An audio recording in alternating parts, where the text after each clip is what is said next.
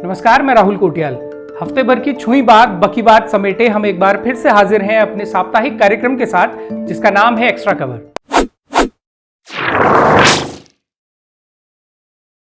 बीते हफ्ते देहरादून से एक दुखद खबर सामने आई।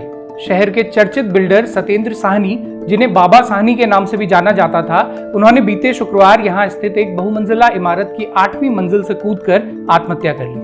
अपने सुसाइड नोट में उन्होंने इसके लिए सहारनपुर के कुख्यात गुप्ता बंधुओं को जिम्मेदार बताया है। अब तक सामने आई खबरों के अनुसार बाबा साहनी अपने एक पार्टनर के साथ मिलकर देहरादून में 2 बड़े प्रोजेक्ट बना रहे थे, जिन्हें पूरा करने के लिए उन्हें कुछ पैसों की जरूरत थी। इस संबंध में वो एक भाजपा नेता से मिले, जिसने उन्हें गुप्ता बंधुओं से मिलवाया। उत्तराखंड पुलिस के अनुसार अजय गुप्ता ने साहनी की प्रोजेक्ट में पैसा तो लगा दिया, लेकिन कुछ ही समय बाद वो पूरा प्रोजेक्ट अपने नाम किए जाने का दबाव बनाने लगे। बाबा साहनी ने आत्महत्या करने से कुछ दिन पहले पुलिस को एक तहरीर देते हुए बताया भी था कि उन्हें अजय गुप्ता और अनिल गुप्ता से जान का खतरा है, लेकिन इस दिशा में कोई कार्रवाई होती उससे पहले ही बीते शुक्रवार बाबा साहनी ने सहस्त्रधारा रोड स्थित पैसिफिक गोल्फ स्टेट की 8वीं मंजिल से कूदकर आत्महत्या कर ली। इस मामले में पुलिस ने अजय गुप्ता और उनके बहनोई अनिल गुप्ता को गिरफ्तार कर लिया है। सतेंद्र साहनी की आत्महत्या का ये मामला उत्तराखंड के लोगों को विस्तार से समझना जरूरी है, क्योंकि ये प्रदेश के आपराधिक रिकॉर्ड में दर्ज होने वाले किसी भी गंभीर अपराध से कहीं आगे का मामला है। एक ऐसा मामला जिसे खंगालने पर सत्ता का सबसे बेशर्म चेहरा बेनकाब होता है।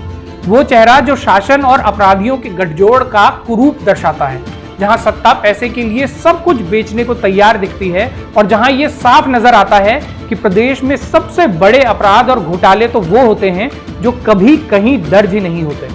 इस मामले को समझने की शुरुआत उन्हीं गुप्ता बंधुओं के इतिहास को समझने से करते हैं, जिन्हें पुलिस ने गिरफ्तार किया है। 1980 का दशक था। सहारनपुर में शिव कुमार गुप्ता नाम के एक व्यक्ति की सरकारी राशन की दुकान थी। उनका धंधा छोटा था, लेकिन सपने बहुत बड़े। एक रोज उन्होंने ईरान और इराक के बीच चल रहे युद्ध की खबर अखबार में पढ़ी, तो अपने सबसे बड़े बेटे अजय को बुलाया और कहा कि इन देशों में चावल की कीमतें आसमान छूने लगी हैं, क्योंकि युद्ध के चलते सभी व्यापारी ये देश छोड़ रहे हैं। लेकिन यही युद्ध कई व्यापारियों के लिए सही मौका बनकर आया है, क्योंकि वहां अब किसी भी तरह का कंपटीशन नहीं बचा है। द न्यूयॉर्क टाइम्स में साल 2018 में प्रकाशित हुई एक खबर के अनुसार यही वो मौका था जब अजय गुप्ता को विदेशों में व्यापार करने के बारे में उनके पिता ने बताया। अजय गुप्ता इस वक्त तक दिल्ली में कंप्यूटर्स के इंपोर्ट का काम शुरू कर चुके थे, लेकिन पिता की सलाह पर वो रूस, चीन और सिंगापुर जैसे देशों में व्यापार के मौके तलाशने के लिए निकल पड़े। जबकि उनका छोटा भाई अतुल गुप्ता साल 1993 में व्यापार करने साउथ अफ्रीका पहुंचा। साउथ अफ्रीका में वो दौर भारी उथल पुथल का था। देश में गणतंत्र की स्थापना तो हो रही थी, लेकिन गृह युद्ध जैसी स्थिति भी बनी हुई थी और तमाम स्थापित कारोबारी वहां से छोड़कर बाहर जा रहे थे। ऐसे माहौल में अतुल गुप्ता ने जोहान्सबर्ग में जूतों का कारोबार शुरू किया और इसके कुछ समय बाद ही फिर कंप्यूटर्स इंपोर्ट करने का धंधा शुरू कर दिया। अतुल की किस्मत ने तब करवट लेनी शुरू की जब उनकी मुलाकात अफ्रीकन नेशनल कांग्रेस के एक नेता से हुई। ये मुलाकात धीरे धीरे दोस्ती में बदली, जिसके सहारे अतुल ने अफ्रीका की सत्ता में अपनी पैठ बनाना शुरू किया। इसके बाद उसने अपने बड़े भाई अजय गुप्ता को भी साउथ अफ्रीका बुला लिया। इन दोनों ने मिलकर फिर वहां के नेताओं के साथ ऐसी सांठगांठ बनाई कि अकूत दौलत जमा कर ली। जूतों के धंधों से कंप्यूटर्स तक और फिर कोयले की खदानों से मीडिया इंडस्ट्री तक कई कारोबार गुप्ता बंधुओं ने दक्षिण अफ्रीका में जमा लिए। साल 2016 आते आते सहारनपुर के गुप्ता भाइयों ने $800 मिलियन का कारोबार खड़ा कर दिया और साउथ अफ्रीका के वे 7वें सबसे अमीर परिवार बन गए। ये सब उन्होंने वहां के भ्रष्ट नेताओं की मिलीभगत से किया था, जिसका खुलासा होते भी देर नहीं लगी। न्यूयॉर्क टाइम्स की रिपोर्ट के अनुसार गुप्ता बंधुओं ने नेताओं के साथ मिलकर उस सारे पैसे को भी ठिकाने लगाया जो साउथ अफ्रीका में गरीब बच्चों के कल्याण के लिए इस्तेमाल होना था। उन्होंने वहां के राष्ट्रपति जैकब जुमा के बेटे को ही अपना बिजनेस पार्टनर बना लिया था, जिसके साथ मिलकर फिर उन्होंने पूरे अफ्रीका की मवासी घाम लगाई। उनका दुस्साहस इतना बढ़ गया था कि उन्होंने अपने परिवार की एक शादी का आयोजन जब अफ्रीका में किया, तो भारत से एक प्राइवेट जेट में आए मेहमानों को वहां के आर्मी के हवाई अड्डे पर लैंड करवा दिया। यही दुस्साहस उन्हें भारी भी पड़ा, जिसके बाद वो स्थानीय लोगों से लेकर विपक्ष के निशाने पर आ गए। इस मामले के चलते उनकी जांच शुरू हुई तो ऐसे ऐसे घोटाले सामने आए कि साउथ अफ्रीका के राष्ट्रपति जैकब जुमा को इस्तीफा देना पड़ा और गुप्ता बंधुओं को हमेशा के लिए साउथ अफ्रीका छोड़ना पड़ा। अब बात करते हैं गुप्ता भाइयों के उत्तराखंड कनेक्शन पर। अफ्रीका में ऐसा तांडव करके लौटे इन कुख्यातों को उत्तराखंड सरकार ने शुरू से ही सर पर बैठाया। साल 2017 में जब त्रिवेंद्र रावत प्रदेश के मुख्यमंत्री बने तो उन्होंने गुप्ता बंधुओं को Z+ सुरक्षा देने के आदेश जारी किए। गुप्ता बंधु अब तक उत्तराखंड में कई प्रॉपर्टी बना चुके थे। इनमें देहरादून की कुछ कोठियां तो ऐसी भी थी जहां सुरक्षा कर्मियों को भी अंदर जाने की अनुमति नहीं थी। फिर आया साल 2019 जब दुनिया के कई देशों में प्रतिबंधित किए जा चुके ये गुप्ता बंधु उत्तराखंड में आलीशान शादी का आयोजन करने पहुंचे। आयोजन भी कोई छोटा मोटा नहीं बल्कि ऐसा जिसके बारे में कहा गया कि वो 3 दिन का कार्यक्रम करीब 200 करोड़ में आयोजित हुआ।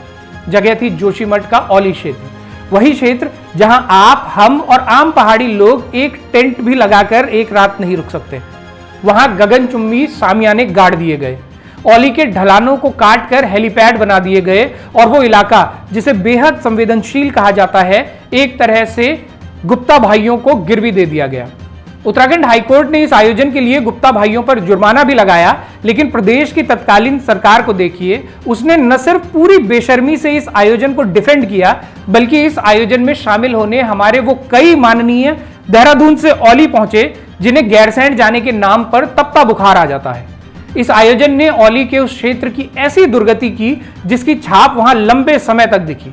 बल्कि गुप्ता भाइयों के मेहमानों के लिए औली में जो टॉयलेट बनाए गए थे वो उनके लौट जाने के बाद ऐसे ही छोड़ दिए गए और कुछ दिनों बाद जब बरसात हुई तो पहाड़ की वादियों में उनके थुपड़ों की दुर्गंध ने हम पहाड़ियों को एहसास करवाया कि ये पहाड़ी राज्य असल में किसके लिए है।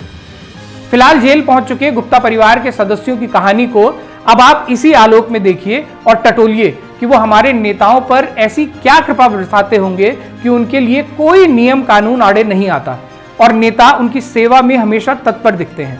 छोटे से उत्तराखंड में ये अपराधों और अपराधियों की आधिकारिक एंट्री नहीं तो और क्या है। गुप्ता बंधुओं को अगर इस प्रदेश में ऐसा रेड कारपेट प्रवेश नहीं मिला होता तो शायद सत्येंद्र साहनी को आत्महत्या के लिए मजबूर न होना पड़ता। यह भी संभव नहीं है कि गुप्ता बंधुओं ने उत्तराखंड में इतनी पैठ बिना किसी राजनीतिक संरक्षण के ही बना ली हो। यहां भी उनका वर्चस्व ठीक उसी तरह मजबूत होता गया जैसे कभी दक्षिण अफ्रीका में हुआ था। तभी हमारे नेता औली जैसे संवेदनशील इलाके में बिग फैट इंडियन वेडिंग आयोजित करने वाली उनकी सनक को पूरा करते हैं। जबकि अगर आप भू कानून या मूल निवास की मांग करें तो वही नेता रूसियाई सास का उसियाई गिच्चा बना लेते हैं। बहरहाल बढ़ते हैं अगली खबर की तरफ। बीते शुक्रवार को अमर उजाला के फ्रंट पेज पर प्रकाशित इन 3 खबरों को देखिए। वन्य जीव हुए हमलावर, महिला समेत 2 लोगों को मार डाला। 4 धाम, गृह मंत्रालय भी करेगा मॉनिटरिंग, यात्रा प्रबंधन के लिए बनेगी समिति और जंगलों को आग से बचाने के लिए बनाएंगे ठोस प्लान, सीएम धामी। इन 3 खबरों में 2 बातें कॉमन हैं। एक तो ये कि तीनों ही समस्याएं उत्तराखंड में दशकों पुरानी हैं और दूसरा ये कि तीनों के समाधान अभी भविष्य में तलाशे जाने हैं। यात्रा का प्रबंधन हो, जंगलों की आग हो या वन्य जीवों से खतरा, ये तीनों ही बातें उत्तराखंड में कोई नई नहीं हैं। फिर भी सरकार अभी प्लान बनाने और समिति गठित करने जैसी ही स्टेज पर है। वो पिछले साल भी इसी स्टेज पर थी, उससे पिछले साल भी और शायद अगले साल भी इसी स्टेज पर रहेगी। बल्कि साल दर साल इन मुद्दों से निपटने में कामयाब होने की जगह उत्तराखंड सरकार पहले से ज्यादा विफल होती दिखती है। 4 धाम यात्रा के प्रबंधन में भी केंद्र सरकार को अगर हस्तक्षेप करना पड़ रहा है तो प्रदेश सरकार की परफॉर्मेंस आप समझ सकते हैं। और यह हस्तक्षेप भी कोई प्लान्ड नहीं है कि पहले से तय किया गया हो कि डबल इंजन इस बार यात्रा को बेहतरीन बनाएगा। यह हस्तक्षेप आपदा जैसा है कि जब राज्य के हाथों से चीजें फिसलने लगी तो केंद्र को मदद के लिए आगे आना पड़ा। ऐसी ही स्थिति जंगलों की आग के मामले में भी दिखती है। सुप्रीम कोर्ट से कई फटकार खा चुकी उत्तराखंड सरकार इस मामले में जब एक्शन लेने का दिखावा करती है तो निचले स्तर के कुछ कर्मचारियों को निलंबित कर दिया जाता है, जबकि दूसरी तरफ फॉरेस्ट गार्ड के कई पदों पर प्रक्रिया पूरी होने के बाद भी नियुक्तियां देने में सरकार टाल मटोल करती रही है। प्रतीक्षा सूची में शामिल दर्जनों अभ्यर्थियों ने बारामासा को मेल भेजकर अपनी आप बीती सुनाई है। माननीय मुख्यमंत्री जी को देखना चाहिए कि जंगलों में लगी आग के चलते जब पूरी दुनिया में उनकी सरकार की किरकिरी होती है और इस पर एक्शन लेने के नाम पर जब वो कुछ लोगों को निलंबित कर देते हैं तो इससे उनकी वाहवाही नहीं होती, बल्कि ऐसे सैकड़ों युवाओं का खून खौलता है जो जानते हैं कि उनको नियुक्ति न देकर सरकार सिर्फ जंगलों को ही नहीं बल्कि उनके भविष्य को भी आग के हवाले कर रही है। दूसरी तरफ यात्रा प्रबंधन है जिसने सरकार को इतना जगबगा दिया है कि वो बहुत कुछ बोलने लगे हैं। मंत्री प्रेमचंद अग्रवाल कहते हैं कि चुनावों की आचार संहिता के चलते यात्रा प्रबंधन में दिक्कत आ रही है। दूसरी तरफ भाजपा के ही पूर्व मुख्यमंत्री त्रिवेंद्र रावत कहते हैं आचार संहिता कैसे बाधा हो सकती है, चुनाव तो यहाँ 19 अप्रैल को ही निपट गए थे, जबकि यात्रा बहुत बाद में शुरू हुई। इन धुर विरोधी बयानों के बीच जब सरकार आधा बाधा किसने बाधा करते हुए आचार संहिता पर यात्रा में बाधा पैदा करने का मुकदमा ठोकने वाली होती है, तो प्रदेश की मुख्य सचिव बीच बचाव करते हुए बयान जारी करती हैं कि आचार संहिता की वजह से कोई काम नहीं रुका है।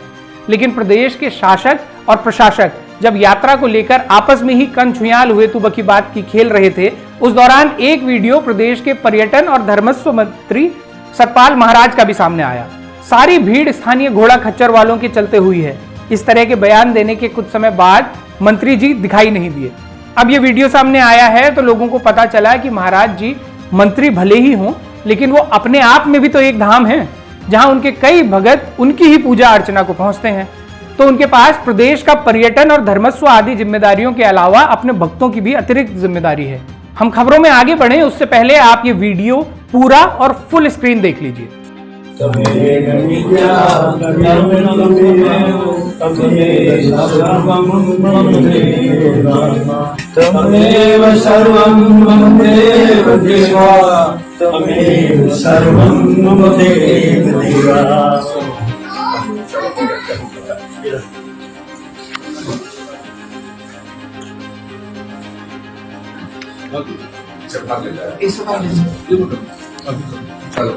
साचे दरबार के दर्शन करवाने के लिए बारामासा को शुक्रिया बाद में कहिएगा, अभी तो मिलकर बोलिए साचे दरबार की जय।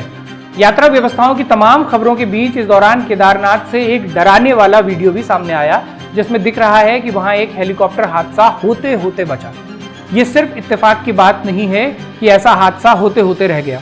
उत्तराखंड क्रांति दल के मोहित डिमरी समेत प्रदेश के कई युवा बीते काफी समय से ये मुद्दा उठा रहे हैं कि हेली सेवाओं में लगी कंपनियां अपने मुनाफे के लिए यात्रियों की जान जोखिम में डाल रही हैं। इन लोगों का आरोप है कि सभी हेली सेवाओं के लिए रूट निर्धारित होने के बाद भी हेली कंपनियां वो रूट फॉलो नहीं करती, बल्कि समय और ईंधन बचाने के लिए निर्धारित ऊंचाई से काफी नीचे और संकरी घाटियों के बीच ही हेलीकॉप्टर उड़ाए जा रहे हैं, ताकि ज्यादा से ज्यादा चक्कर लगाए जा सके और ज्यादा से ज्यादा मुनाफा पीटा जा सके। उक्रांद ने इस संबंध में रुद्रप्रयाग जिलाधिकारी को भी एक ज्ञापन सौंपा है और इन कंपनियों की मनमानी के बारे में विस्तार से बताते हुए कार्रवाई की मांग की है। बीते हफ्ते एक दुखद खबर नैनीडाडा से भी आई, जहां दम तोड़ चुकी स्वास्थ्य व्यवस्थाओं के चलते एक और युवक की मौत हो गई। देवलघर गांव के अमित रावत सिर्फ 24 साल के थे और दिल्ली में एक प्राइवेट नौकरी करते थे।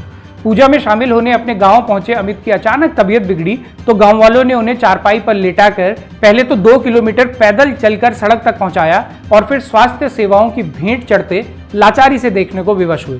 अमित को गांव से कस्बा और कस्बे से शहर रेफर किए जाने के बाद भी इलाज नहीं मिला और अंततः दिल्ली रेफर कर दिया गया, जहां पहुंचने से पहले ही उनकी मौत हो गई।